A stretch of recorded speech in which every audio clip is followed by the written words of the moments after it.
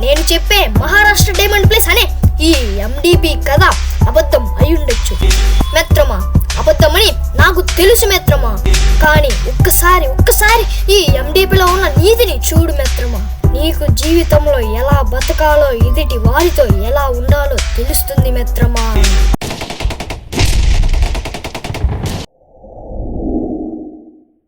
ఈ మాట గుర్తుంచుకో.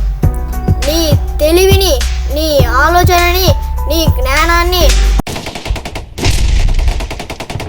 ఉపయోగిస్తే నిన్ను మించిన యోధుడు, నిన్ను మించిన క్షత్రియుడు లేడు మిత్రమా. నువ్వు తిరుగులేని క్షత్రియుడు మిత్రమా. ఇది గుర్తుంచుకో.